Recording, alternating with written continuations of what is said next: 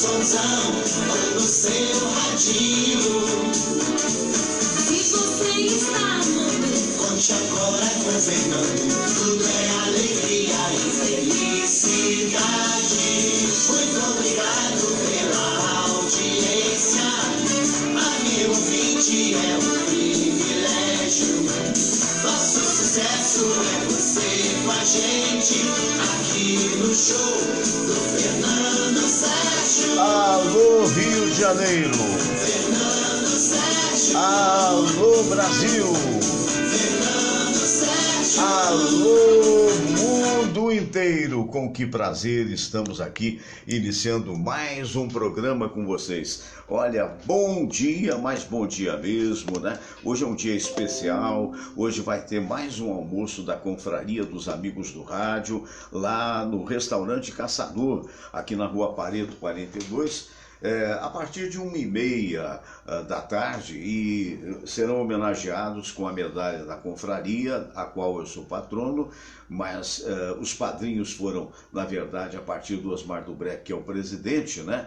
Então vão ser homenageados o nosso querido Gelson Cunha, jornalista da melhor qualidade, participante aqui do programa nosso, e também o grande compositor, arranjador, maestro, o PC Ribeiro. Então a gente está convidando quem puder comparecer, evidentemente vai acontecer esse almoço da Confraria, homenageando com a medalha da Confraria, não é? Então um abraço para os dois, parabéns, e percebendo que na realidade o Gelson vai poder chegar depois de 2 da tarde, que você sabe, ele participa do programa Rio na Palma da Mão, programa este apresentado na Paradiso FM, né? E até 2 horas da tarde. Então ele vai chegar por volta de 2h30 e tal. Mas vai ser um dia de festa e a gente fica muito feliz com isso. E a festa, quando acontece na confraria, a confraria, quando iniciou suas atividades, ela na verdade se chamava Confraria Cada Um Paga a Sua, porque é uma coisa absolutamente democrática, né? E tem de ser assim, né? Mas a gente percebe que nos governos os mais diversos que o Brasil teve, né, e alguns que continuam insistindo, a festa não é bem assim, não. A festa é feita com o dinheiro do povo. Foi o que aconteceu em Mesquita. Mesquita é a cidade, digamos assim, mais nova, tem apenas 20 anos de emancipação.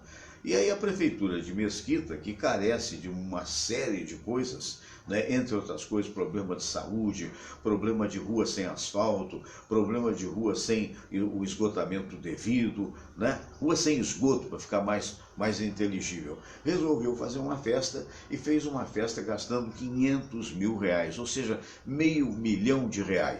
E eu recebi alguns telefonemas de mesquitenses, né, de pessoas absolutamente não concordando com isso, embora a prefeitura diga, não, isso não vai fazer falta.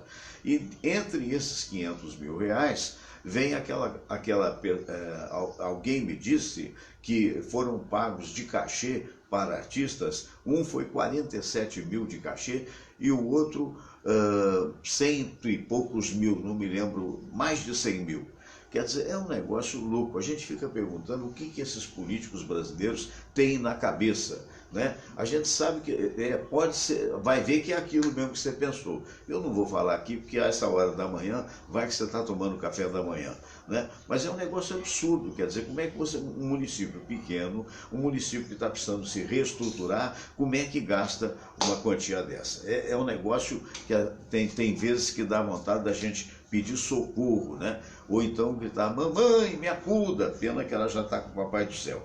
Mas olha, eu vou dizer para vocês, ontem eu recebi um telefonema do Jonathan, lá de Angra dos Reis. Eu tenho um carinho todo especial por Angra dos Reis, não só porque eu recebi a comenda dos 500 anos de Angra dos Reis, portanto eu sou comendador de Angra, eu fico muito feliz com isso, num trabalho que foi muito, muito bonito naquela época, junto comigo, o Gugu Liberato estava lá, recebeu, o Sérgio Reis também recebeu, né? E vários amigos, fomos eu, Samira, foi uma festa muito bonita no Aquidauana, mas não foi por isso que eu recebi, porque eu sou radialista, ou porque na época eu estava numa rádio de porte da Rádio Tupi, não.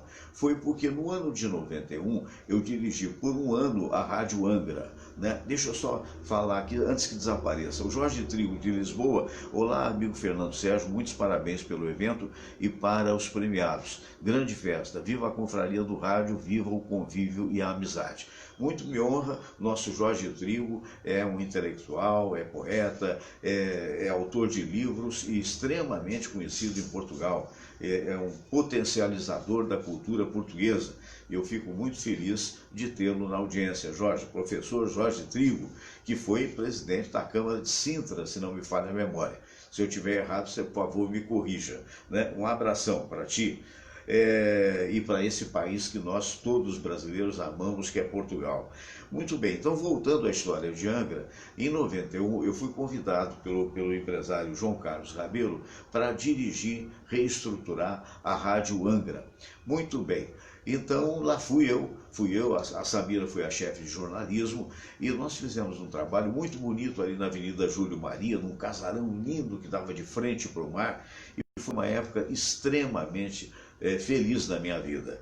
Terminou o contrato, eu voltei para a Rádio Globo e depois fui para a Rádio Tupi, isso tem mais de 20 anos. Mas ficou na memória e eu devo ter feito um bom trabalho, porque anos depois eu fui escolhido para ganhar a comenda de Angra dos Reis.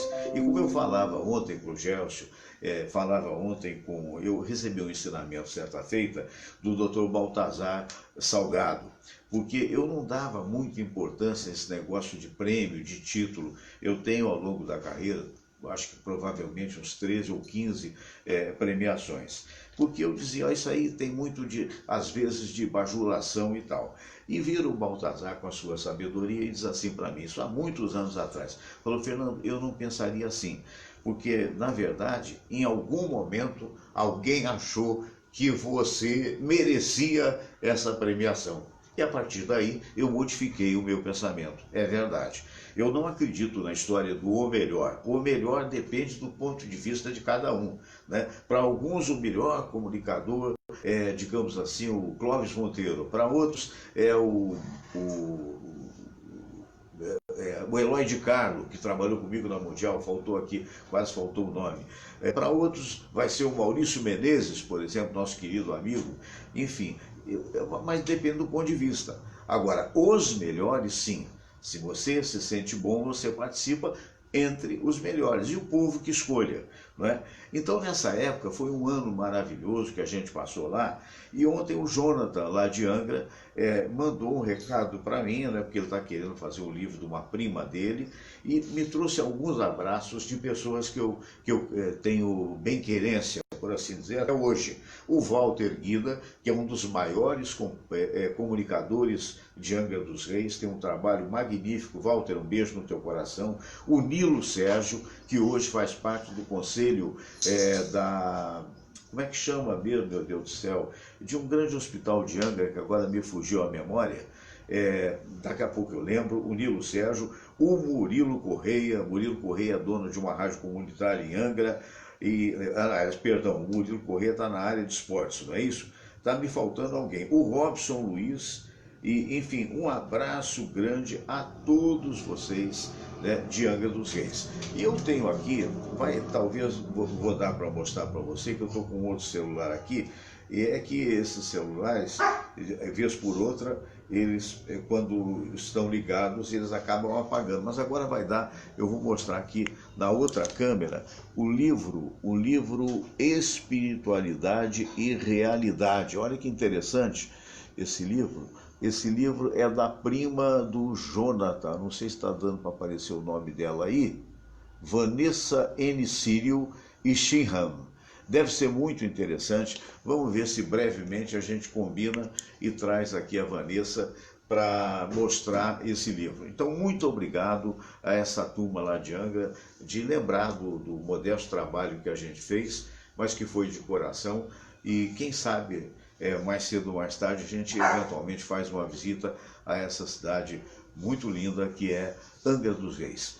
Um abraço para o Paulo Barril, que está ouvindo a gente. Quem está comigo hoje e que está voltando para a aeronáutica, depois de reformado, tenente-coronel da aeronáutica, mas aí na condição de médico, é o nosso querido doutor Cícero Munhoz. Bom dia, doutor Cícero. Bom dia, Fernando. Bom dia, internautas. Sempre uma alegria estar aqui, começando bem o nosso fim de semana. Nossos parabéns, né, pelo Obrigado. retorno, né, como na medicina hemodinâmica, não é Eu estou isso? muito feliz. É a minha casa, né? Foi minha casa por mais de 25 anos. Que Né? maravilha. E apesar da gente, essas negociações estarem se arrastando quase 5 anos, agora eu voltei porque, não só porque foi a Sei. minha casa, eu me sinto muito bem, mas Fernando, uma necessidade muito grande, Sim, porque há uma carência muito grande na área médica, porque houve um hiato muito grande sem concursos. sem concursos, é Até verdade. por decisões do governo, dos governos que já passaram,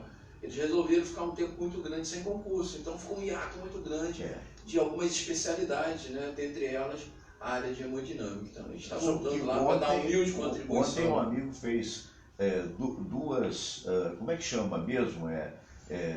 Foi ontem ou anteontem que o amigo fez? O cateterismo, Cateterismo, exatamente. Ontem eu A fui lá. idade vai chegando, os nomes a gente vai esquecer. Fizemos 2 cateterismos e 2 angioplastias lá para matar a saudade lá da salinha lá. Que beleza.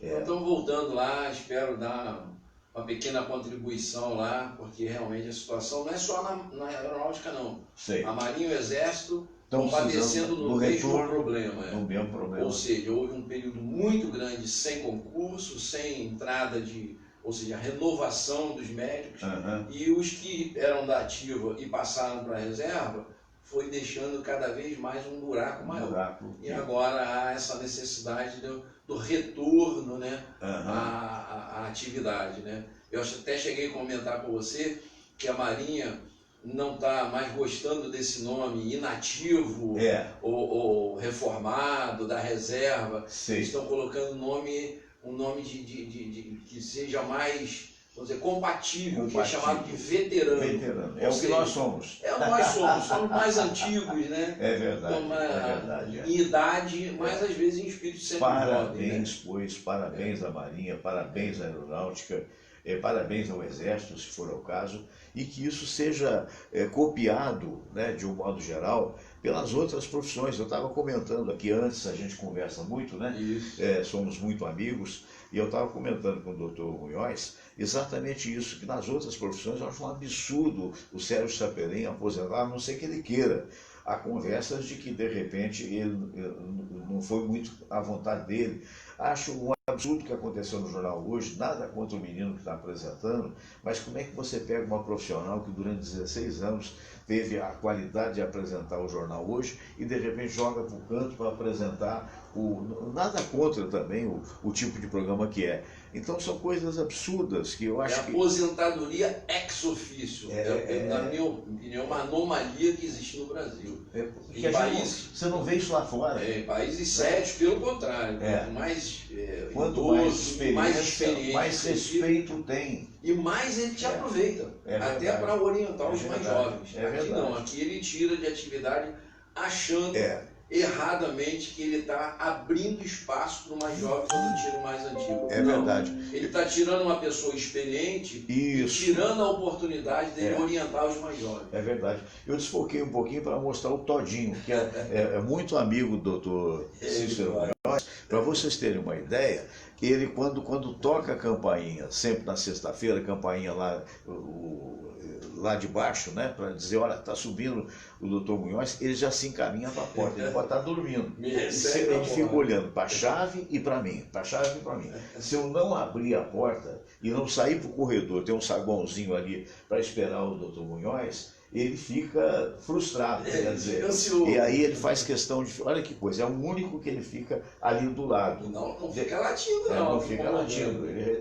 respeita, faz parte do show. Depois diz que os animaizinhos não têm alma, pelo amor de Deus, né?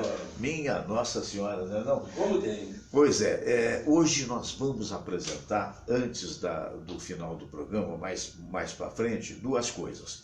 Nós vamos apresentar agora o clipe Bom, vamos primeiro para a oração e depois a gente vai apresentar o clipe que está lindo, de duas amiguinhas nossas que fazem muito sucesso, estão fazendo muito sucesso. Só esta semana elas vão fazer 7 shows, a Letícia e Vanessa. E a gente vai apresentar o clipe novo delas. E no final do programa, quando a gente tiver, antes da gente se despedir, eu vou ter a honra de apresentar o trailer do filme Divaldo.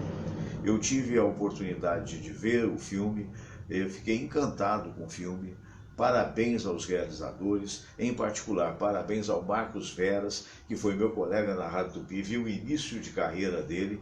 Hoje é um talentoso radioator e deu um banho no filme, encarando um espírito obsessor.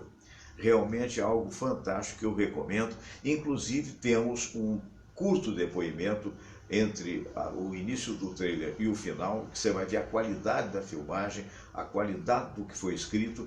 Nós temos um depoimento do Divaldo.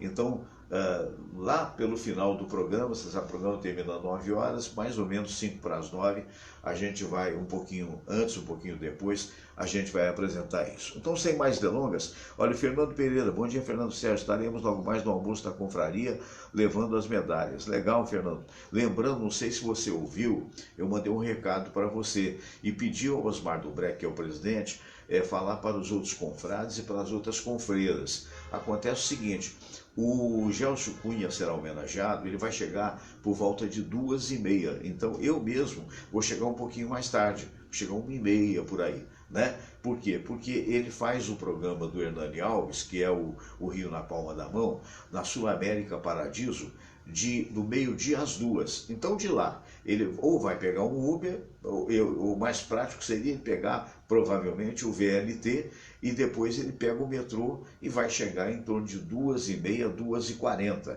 Então, por favor, repasse essa... Ah, você ouviu, né? Que bom. Um abraço para você, um abraço também para a Olenka. Minha gente querida, olha, esse programa é uma oferta da...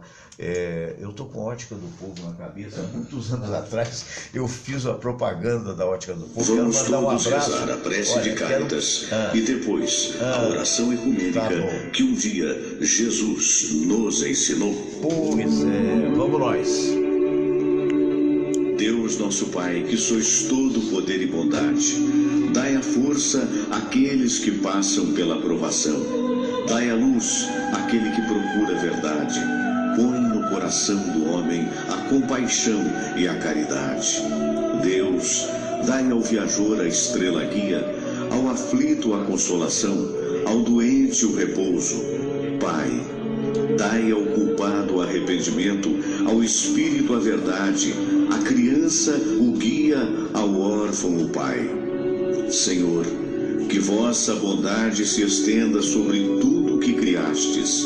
Piedade, Senhor, para aqueles que não vos conhecem. Esperança para aqueles que sofrem. Que a vossa bondade permita aos Espíritos Consoladores derramarem por toda parte a paz, a esperança e a fé. Deus, um raio, uma faísca do vosso amor pode iluminar a terra. Deixai-nos beber nas fontes dessa bondade fecunda e infinita, e todas as lágrimas secarão, todas as dores se acalmarão. Um só coração, um só pensamento subirá até vós, como um grito de reconhecimento e de amor. Como Moisés sobre a montanha, nós vos esperamos com os braços abertos, ó bondade, ó beleza, ó perfeição. E queremos de alguma forma alcançar a vossa misericórdia. Deus, dai-nos a força de ajudar o progresso a fim de subirmos até vós. Dai-nos a caridade pura, dai-nos a fé e a razão, dai-nos a simplicidade que fará de nossas almas o espelho onde há de se refletir a vossa santa imagem.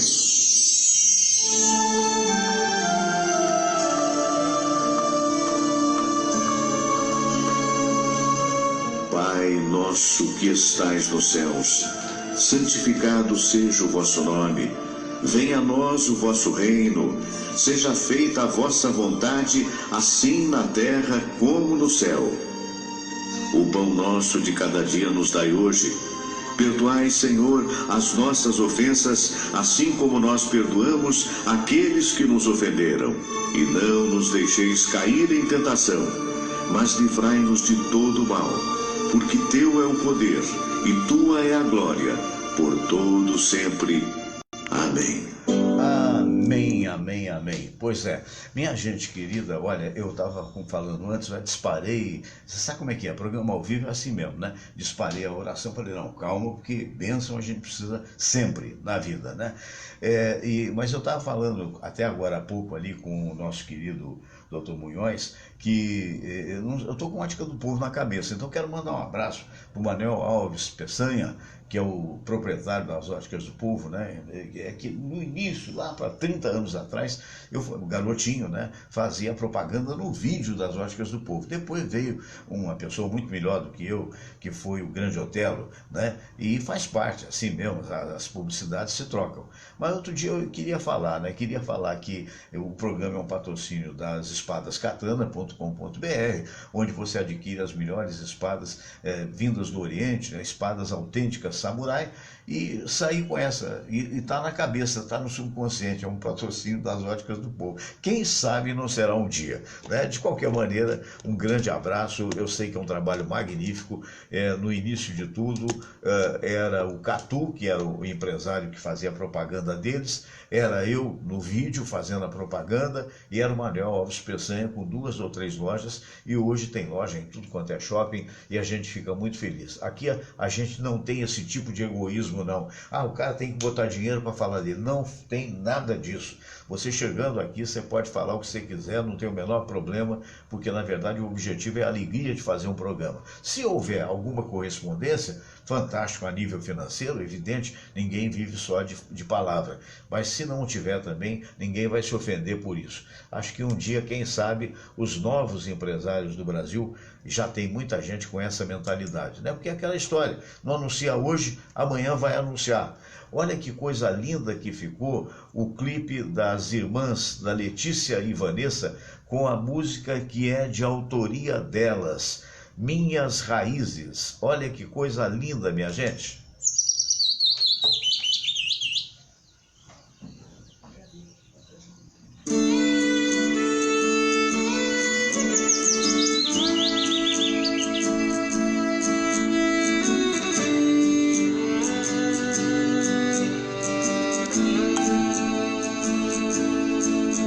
Eu cresci no interior, num lugar de estrada de chão, de pessoas humildes, mas boas de coração. Junto à fogueira, meu pai contava histórias de heróis e lendas que ainda guardo na memória. Junto ao meu cavalo branco, eu cavalgava pelos campos, a galope contra o vento, rolavam como pássaros os meus pensamentos. Hoje pertenço a outro lugar, onde encontrei alguém para amar.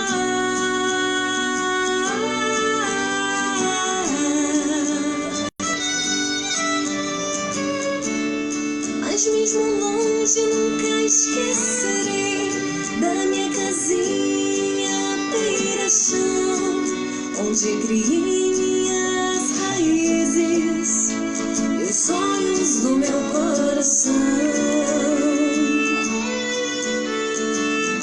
Gente, eu vou pedir desculpas a vocês que eu fiz uma bobagem aqui, né? Acontece o seguinte, eu tô tocando e eu esqueci de virar a câmera, então eu vou botar de novo, são só 3 minutos, eu vou botar de novo, porque não se faz isso, ô Fernando Sérgio, quer dizer, como é que você faz um negócio desse, né? Então eu vou virar, a gente estava conversando aqui, eu estou vendo algo estranho, eu esqueci de virar a câmera, agora vai toda ela, são 3 minutinhos só, peço paciência ao doutor Munhoz, daqui a pouco a gente vai ter aí Vamos, agora você vai ouvir tudo, tá? Bom dia, Valentim!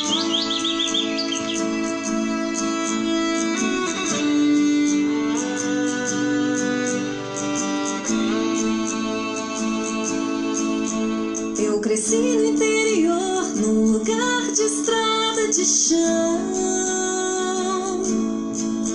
de pessoas humildes, mas boas de coração. Junto à fogueira, meu pai contava histórias de heróis e lendas que ainda guardo na memória. Junto ao meu cavalo branco, eu cavalgava pelos campos, a galope contra o vento, voavam como pássaros os meus pensamentos. Hoje pertenço a outro lugar, onde encontrei alguém para amar.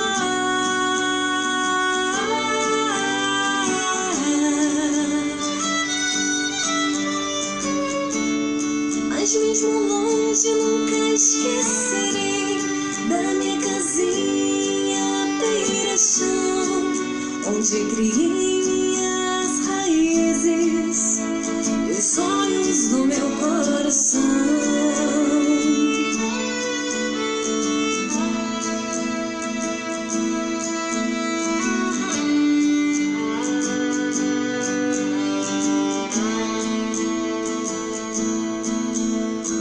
Junto ao meu cavalo branco, eu cavalgava pelos campos, a galope contra o vento, voavam como pássaros os meus pensamentos.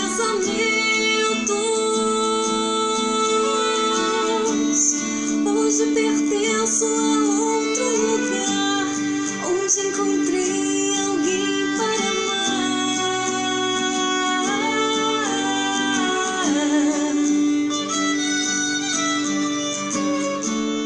Mas mesmo longe nunca esquecerei da minha casinha beira-chão, onde criei minhas raízes e os sonhos do meu coração.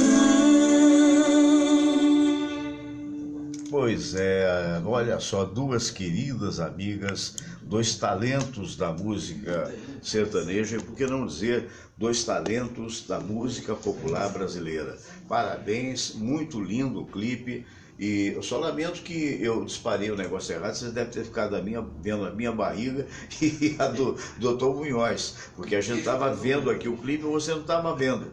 Aí eu me distraí, tem um negócio, tem um íconezinho que você tem que colocar para mudar a câmera, mas de qualquer maneira depois eu tive a oportunidade de tocar inteira. Eu quero deixar aqui esse clipe, né? Agora me pegou aqui porque eu não tá tudo bem, é esse mesmo. Esse clipe da TMTV do Divaldo Franco, que a gente vai apresentar daqui a pouquinho no final do programa, tá bom? Abraço para Paulo Roberto Vasconcelos. Alô, Paulão, um abraço para o Fábio Bito, e vamos aqui direto com o nosso querido Dr. Munhoz. Dr. Munhoz, me conta essa história. Eu não sabia que o militar, uma vez reformado, poderia, em determinadas áreas só, né? Pode voltar, no caso o seu voltou para o Hospital da Aeronáutica. E aí qual é a forma? Hoje não é só na área médica, não. Sei. Na área administrativa, em todas as áreas. É mesmo? Na área, inclusive, na aeronáutica, né, que é a área prioritária, que são os pilotos. Tem muito piloto que já dá reserva, que voltou como instrutor, que tem... Porque, como eu te falei lá no início do programa, houve eu acho que isso é falta de planejamento, isso é uma opinião pessoal. Estou falando nada em nome da aeronáutica, nem em nome de meu nome. Sim. Eu acho e vi isso lá atrás, há quase 15 anos atrás, quando eu fui para a reserva, eu já falava isso. Que como eu participei de banca examinadora, que eu ia para Barbacena fazer as provas escritas, né? Montar as provas escritas, depois tinha as provas orais, etc. Eu já falava naquela época, nós estamos criando uma situação difícil. Por quê? Primeiro, o número de vagas era reduzidíssimo. E segundo, depois que eu saí, piorou a situação porque passaram-se anos sem ter um concurso renovação. E sem ter uma renovação. E, obviamente... Isso na aeronáutica. Na aeronáutica. E, logicamente, que no Exército e na Marinha, geralmente essas decisões são para as Forças Armadas, não é a exclusividade da aeronáutica. Isso ia acontecer uma hora ou outra. E aí, o militar, quando ele vai para a reserva, né, que eu até te falei ali, que agora a Marinha está considerando mais esse nome, veterano.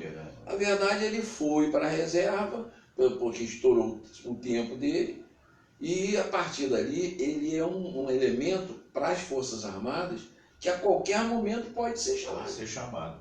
Para ajudar, como eles estão fazendo agora. Não só em caso de guerra. Não só em caso de guerra. No caso da falta. Da necessidade interna. Isso está previsto em lei. E isso, como é que é feita a remuneração? É até relativamente barato para o erário público, porque eles dão um pequeno percentual do seu soldo. O militar ganha o soldo e depois as suas, né, tempo de serviço, aquilo tudo. O soldo em si não é a maior parte do salário, e você ganha um percentual do soldo. Então é uma maneira barata, relativamente econômica, de trazer indivíduos que têm não só o conhecimento, como o próprio amor pelo local onde ficar. Pelo local e pela profissão. Exatamente. Né? E aproveitando também, porque é como a gente falou, no Brasil, infelizmente, a pessoa fica mais idosa, fica jogada para escanteio, com a pecha de que não serve mais para nada. Né? A gente até brinca, depois de uma certa idade a gente é igual o Fusca, né? O importante é o estado de conservação e não o ano de fabricação. A gente tem o conhecimento, né? Eu vi isso de uma forma muito clara, certa feita. Eu fiquei 23 anos na Rádio Tupi. E na Rádio Tupi, na época do prédio da Rua do Livramento, isso que eu frequentei muito tem lá. Muita saudade lá, embora esteja muito bem instalada hoje lá em São Cristóvão, realmente é um outro departamento. Mas nós tínhamos salas individuais, os comunicadores. E havia um corredor, que nesse corredor as salas eram do Polifilho, que Deus o tenha, idem Nena Martins, Áureo Ameno e Fernando Sérgio. E tinha um jovem que chegou com algum talento, inegavelmente, que depois nós ficamos sabendo que ele chamava aquele corredor de área geriátrica. Quer dizer, isso, brincadeiras à parte, isso acaba funcionando negativamente. Claro. Pode ser que não tenha havido maldade, mas é preciso ter respeito, né? Eu sempre digo isso. A terceira idade é uma coisa que tem que se respeitar, porque se tudo correr bem, eu falar isso para o jovem, se tudo correr bem na tua vida, se tiver sorte, né, se não tiver uma doença, você vai chegar lá. É o que a gente torce, para que todo jovem possa chegar à terceira idade. Então, é uma questão, eu sempre falo, começa onde? Na educação. Os países desenvolvidos entendem o profissional, seja de que área for, como a idade é uma coisa que dá um respeito. Eu vi um clipe, um clipezinho no WhatsApp, que eu fiquei emocionante. É mesmo? Um piloto, não sei se vocês viram isso, acho que foi, não sei se foi na Turquia. O piloto e o copiloto entraram no avião, né, e tal, estão lá na cabine e tal. Aí, só que quando ele passou, ele olhou na segunda fila, na cabine dos passageiros, uma pessoa que ele julgou que conhecia. E que ele falou, ele foi meu professor. Esse foi meu professor. E aí chamou uma das aeromoças e falou, olha, pergunta lá se aquele, discretamente, ó, tal fileira assim, se aquele senhor ali, o nome dele não é fulano de tal. Aí ela foi lá, perguntou, o senhor fulano de tal? Ah, sou assim. A pessoa julgou que estava até fazendo uma conferência de passagem, alguma coisa assim, né? Ela voltou para a cabine e falou para ele, é ele mesmo. Ele parou tudo, pegou o microfone e fez um discurso, uma homenagem que o professor foi às lágrimas. Então você vê o respeito que as pessoas têm pelo mais idoso e principalmente pelo professor. Isso precisa ser resgatado, né? Porque na época que a gente ainda... A gente viveu isso, né, Fernando? Viveu isso. Né? Valorizar o professor. Eu me lembro que na Academia de Comércio, que até hoje é uma das maiores universidades, se não a maior universidade particular de Juiz de Fora, que é não sei se você conhece, é maravilhosa, é enorme. Não, a Faculdade de Juiz de Fora é muito conhecida. Mas não, essa é dos padres. Essa é a academia ligada à igreja. E vem desde o primário, eu não sei se primário tem, mas na época era ginásio. Desde o ginásio, passando pelo científico e chegando a todos os cursos da universidade. E é algo enorme, né? Enfim, é um complexo. Da mesma forma que tem esse complexo católico, ali tem, quer dizer, é uma cidade universitária, ali tem o Instituto Granberry, que é metodista, que é também, eu até mostrei para a Samira a última vez que nós fomos, é uma coisa fantástica, é um complexo que tem futebol, que tem isso, tem aquilo, né? Então, eu me lembro que toda vez que entrava um professor, nós tínhamos que levantar. Eu peguei essa época do ginásio científico. De cada aula. Sim. E você tinha que fechar. E outra coisa, o início nas datas festivas, e o início tinha que se cantar o hino nacional. Todo dia. Todo dia. Né? Todo dia. Quer dizer, então isso vem com a gente de uma maneira que você não perde. Não perde, Fernando, e vou te falar mais. São as únicas áreas onde o ensino ainda tem uma boa qualidade e um respeito, como a gente está falando. É um ensino nas áreas de entidades ligadas à igreja e ligadas a instituições militares. Que agora parece que vão sendo incentivados. Isso é um acerto desse governo. Ensino Já cívico. mostraram até o uniforme. Quer dizer, me parece que não é para formar militar. Não é para formar. É apenas dentro do E nem é uma escola militar. O que é. eles querem colocar é exatamente um parâmetro, direcionamento voltado para essa área nossa lá atrás. Nossas escolas não eram militares. Não eram militares. E tinham esse sentido que você falou. É verdade. Não, e tem certas coisas que você sabe que se perdeu. Né? Eu me lembro das Olimpíadas Estudantis, cujo teu modesto amigo aqui, posso dizer até com uma certa vaidade, eu fui campeão de 100 metros. Né? E se perdeu, porque eu era um menino na época e não deu sequência. Você vê, nos Estados Unidos, se você tem um talento, qualquer que seja a nível de ginástica, você obtém bolsas de estudos até nas universidades. E não é à toa que os Estados Unidos sempre é líder em Olimpíada. Né? É verdade. Então, não é casual, não. Mas voltando à tua história, então, isso não impede a sua direção médica do Hospital Alemão do Amparo? Não, porque na verdade... Como é que ficou o negócio? Como é que ficou? Eu vou dispensar 4 horas durante 2 dias por semana para dar esse apoio lá.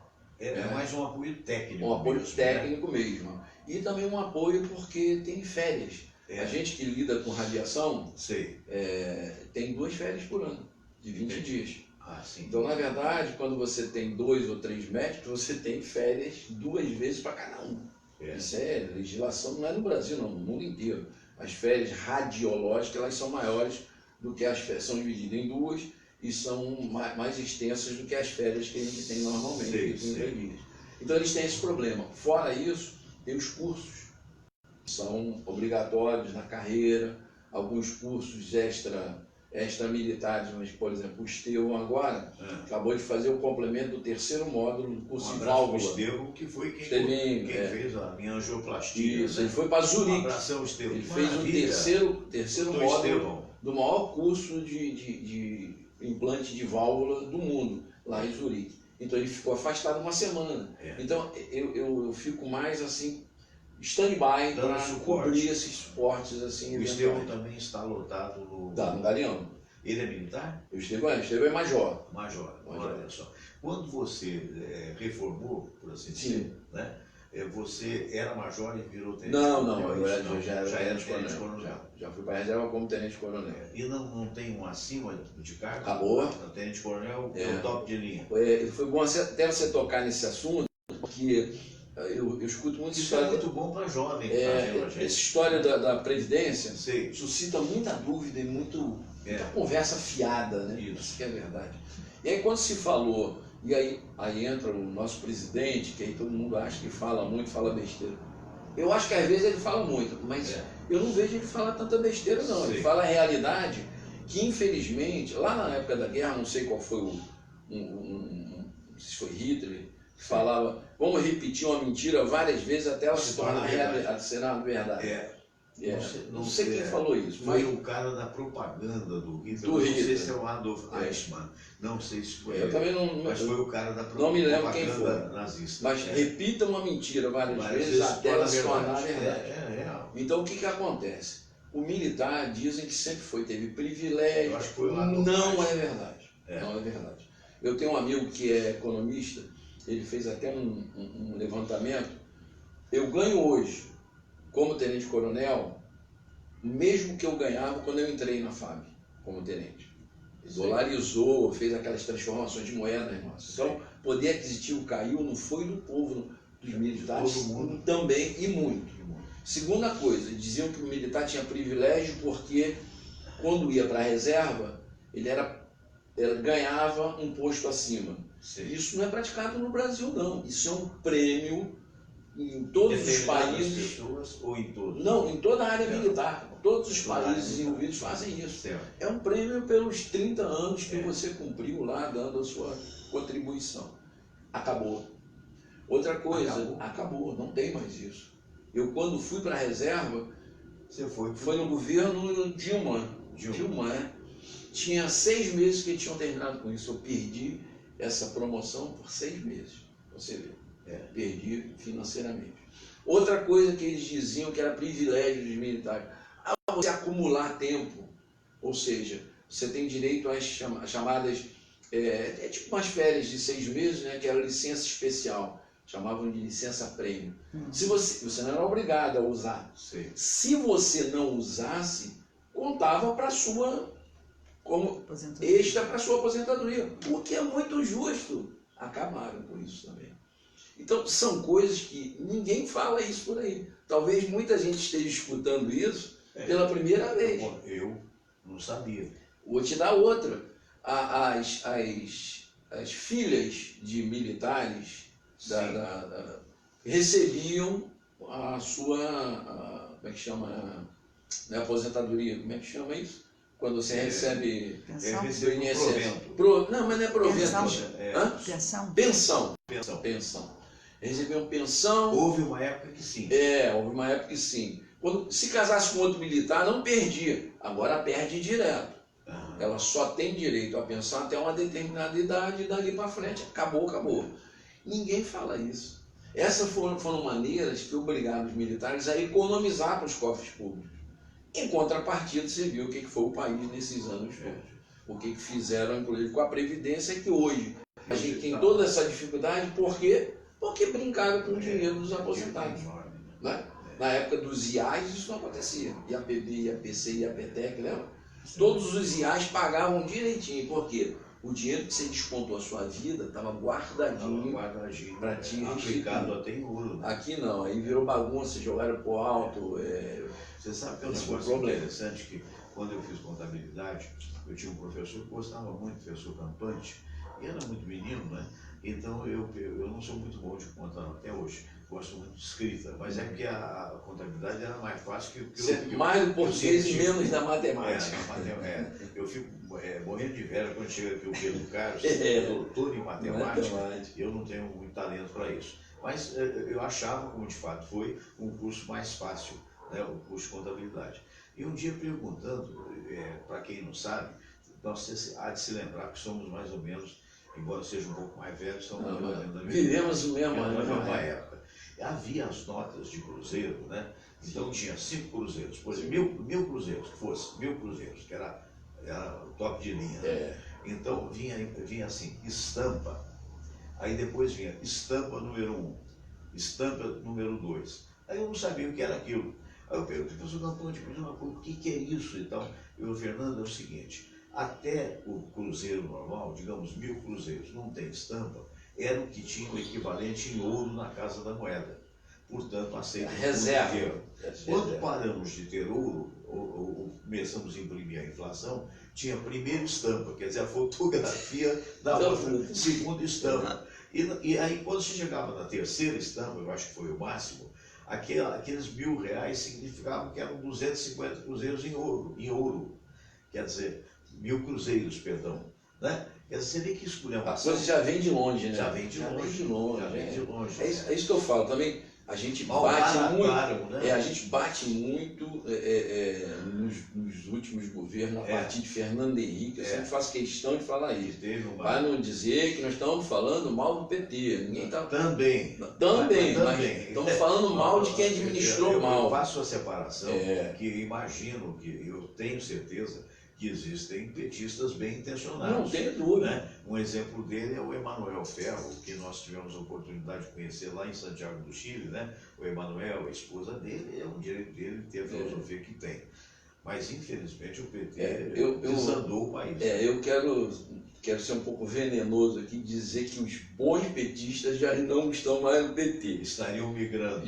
Já ou saíram mesmo na vida política. Né? Aquele Gabeira, por exemplo, ele hoje é um crítico feroz do PT, onde ele diz que os primeiros anos, né, pelo menos na primeira década do PT, foi um partido modelo que tinham propostas maravilhosas e que depois desvirtuou. O próprio fundador do PT, eu esqueci o nome dele, um senhorzinho, já está bem idosozinho, ele fala isso: eu saí do PT porque o PT só foi PT durante 10, 11 anos e depois acabou. Quem diria, né? Porque quando eu fui diretor da Rádio Angra, era o auge do início do crescimento do PT. O presidente era Itamar Franco, e eles, alguns deles diziam que o Itamar, nada contra se fosse, mas não era que eu conheci mesmo. Então diziam que o Itamar era homossexual. Não é verdade, nunca foi.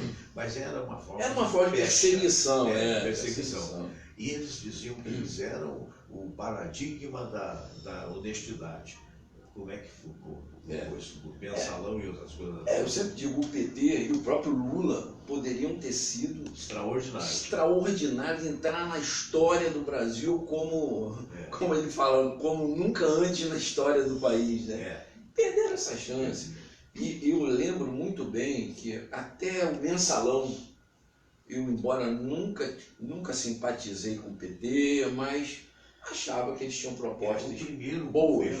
O ano sai com 82% de aprovação. Né? Então, na verdade, naquela época, quando houve o mensalão, eu acho que aquela hora foi o divisor que o Lula deveria ter se posicionado. Se fosse ele, eu diria o seguinte: reconheço que houve, e também, se ele não tivesse metido na confusão, ele parece que estava, né? Se ele tivesse realmente limpo, era hora dele levantar o braço e falar: olha, isso aqui não faz parte da história do PT. Ou saio eu, ou saem todos esses que estão envolvidos. Não tem essa história de vamos esperar sai. Se for inocente, volta. Tinha que ser o contrário. Era a hora dele, mas com ele também não estava tão limpo assim. Vamos ver o trailer do Divaldo? Vamos. O trailer depois, eu sei que você tem que sair batidos. Então, já está, viu, Samira? Eu coloquei aí na posição. Olha, o filme do Divaldo eu recomendo, tive a oportunidade de ver no Nova América recentemente, e é um trabalho muito bonito. Vamos ver. Esse filme deve vir nos moldes do Nosso Lar, né? Foram filmes que focaram nessa área. Só que é no plano da Terra, não é no plano espiritual, mostrando o valor desse homem extraordinário, que é o potencializador da Mansão do Caminho, que é, na verdade, vocês vão ver, vamos lá. É muito bonito. Vamos ver o trailer e, se puder, assista, prestigie, porque vale a pena. Alô, Isaías Laurentino Nascimento. Alô, Fábio Bito.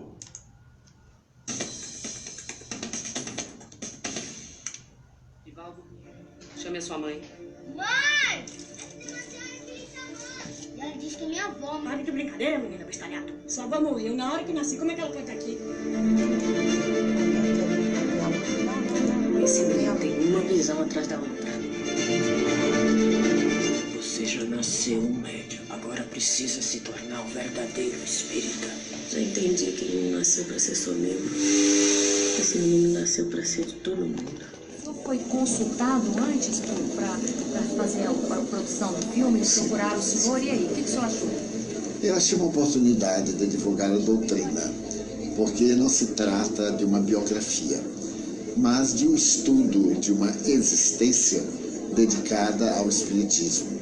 O objetivo é levar a proposta espírita ao público que não conhece o espiritismo, utilizando certos fatos que a mim conduziram à mensagem, E as pessoas que tiveram a ocasião de ver irem refletir sobre a imortalidade da alma, sobre a reencarnação. Eles tiveram a gentileza de me dar o roteiro para evitar fantasias e qualquer uma deformidade. E eu revisei o roteiro e vi a primeira apresentação. Agora eles já concluíram e estão lançando agora em agosto a premiere e em setembro em todos os cinemas. Você acompanhou a produção toda, então? Não, quase.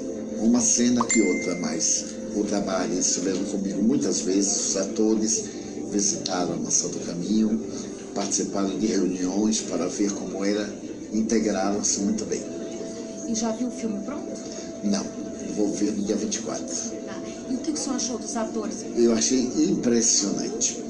E alguns até com parecença física, os três que me apresentam na infância, na juventude e na idade adulta. Ficou parecido? Muito. O senhor acha então que esses filmes, como o filme do Allan Kardec, o filme do Nosso Lar, ajudam a divulgar a doutrina Muito. espírita?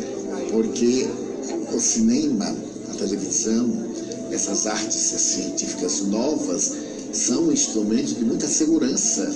O audiovisual é o melhor instrumento de divulgação de qualquer coisa. Agora, apesar de Kardec ter vivido na França, o filme sobre a vida dele foi feito no Brasil. Porque o espiritismo tem uma força maior no Brasil do que na França? Sim. Muitas cenas foram feitas em Paris. O essencial, mesmo as cenas de maior relevância, antes da destruição de Notre Dame. É curioso porque as últimas cenas pegam a igreja muito bem. Logo depois veio o incêndio. Mas o movimento espírita no Brasil é muito expressivo. Na França, ele não tem volume nem profundidade. O senhor tem o hábito de ir ao cinema? Não. Mas vai assistir seu filme? Ah, sem dúvida. Vai ter uma edição especial lá em Salvador, uma premiere, e nós estaremos juntos. Muito obrigada pela sua entrevista, tá? Muito obrigado. Obrigada. Muita paz. Para o senhor também. Como você é mais bolo aqui agora, você vai ficar com atendimento no balcão. Já chegou, gente. Qual é o seu nome, por favor? Fátima Aparecida de Souza. Eu já vi de tudo nesse balcão. Agora, morto voltar para pegar a pensão é a primeira vez. Senhor, peço permissão para atuar na recuperação desse homem. O senhor é médico, é? Não, Margareta. Só manda recados. Passou esse menino mudar pra cá pra acabar com a minha paz. Posso ficar mais um tempo aqui, Chico, trabalhando com você? Nós somos como dois postes de luz. Precisamos ficar separados para levar luz a mais lugares. A casa tá cheia, você sabe. Eu vou adotar. Como eu fiz com as outras. Está tudo interligado, Divaldo. Sem amor, não há solução. É muito fácil amar o bonzinho. Agora mérito mesmo vai ter quem amar o ingrato. Temos uma dívida de 400 anos. Onde quer que tu vais? A humilhação, o sofrimento e o desrespeito vão esperar por ti. Eu peço a Deus todos os dias que me dê uma única oportunidade para tocar seu coração. Quem se dedica a enxugar a lágrima do outro não tem tempo para chorar.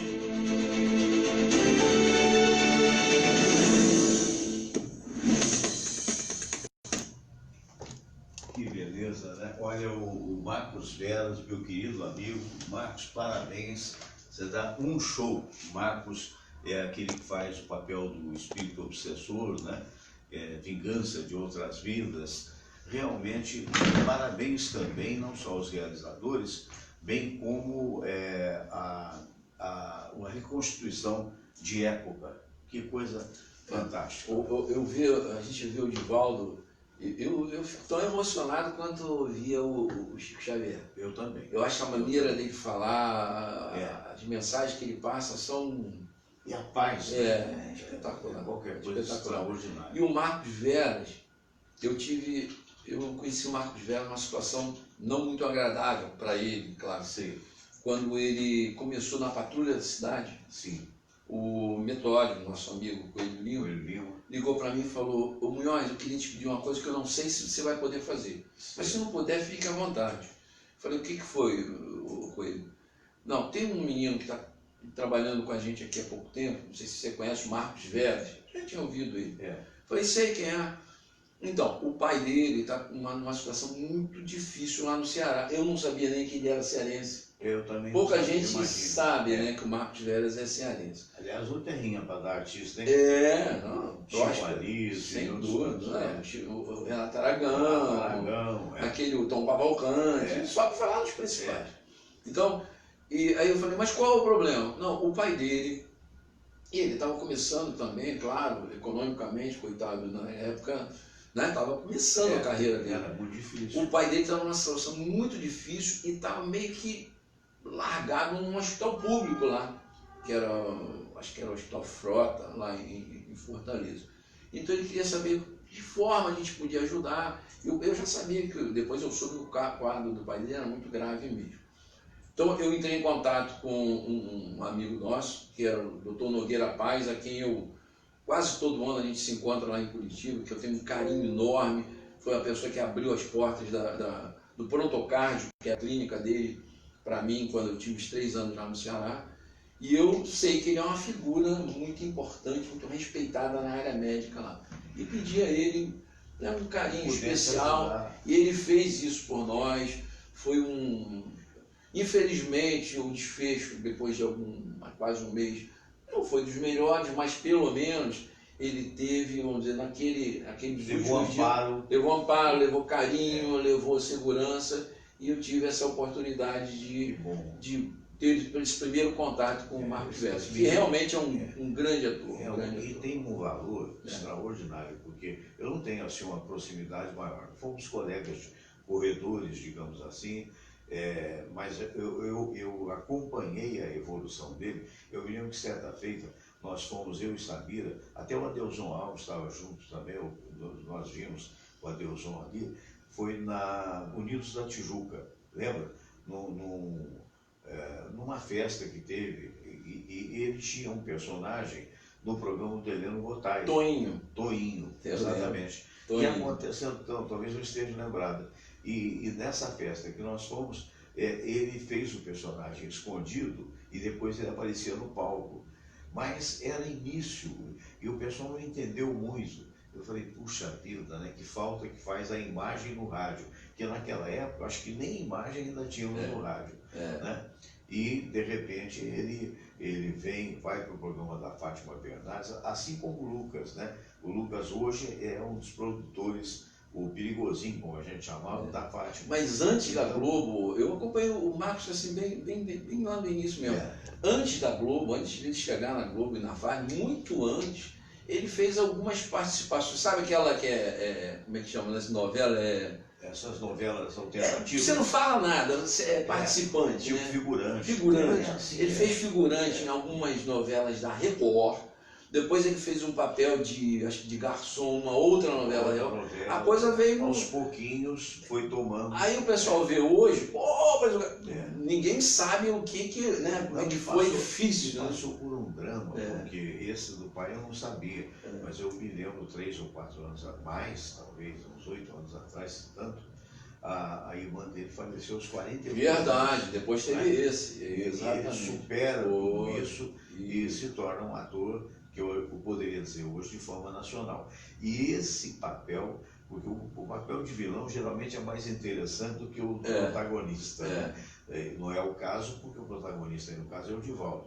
Mas o papel está muito bom, está muito bem. Ele é muito talentoso mesmo. E ele não faz só o Toinho, não. Ele faz muitas outros coisas. Ele é muito talentoso. É verdade. Mas, meu caro doutor Cícero Munhoz, então, parabéns mais uma vez pela volta à aeronáutica, né? Não como militar, mas como médico, né? Isso. Porque não vai mudar de posto. Como militar da reserva, né? Né? Lá o pessoal brinca que é sopão.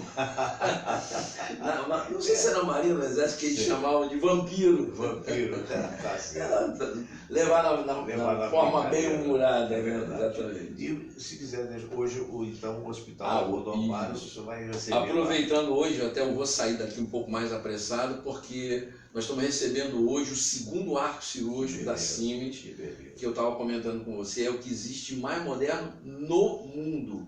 É o equipamento que está sendo comercializado hoje na Alemanha, nos Estados Unidos, em qualquer lugar do mundo. É o que existe de melhor. Já tinham recebido um primeiro arco agora na segunda-feira, estaremos recebendo o 3º mês que vem. Sim. Então, nossa parte de cirurgia hoje, até o mês que vem, vai estar completamente renovada. Na anestesia, há 2 meses atrás, como nós colocamos aqui, e agora nessa área de imagem. Né?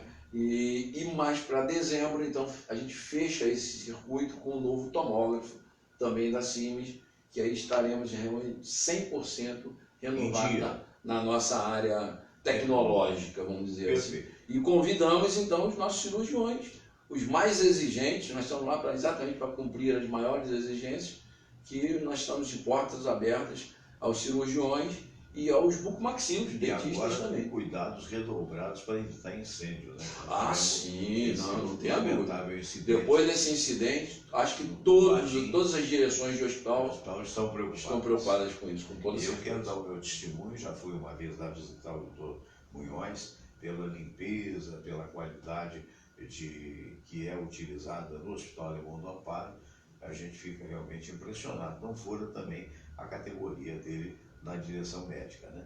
Um grande abraço, doutor. Saúde. Bom fim de semana para nós dois. Rapaz, para nós 3. Abraço grande.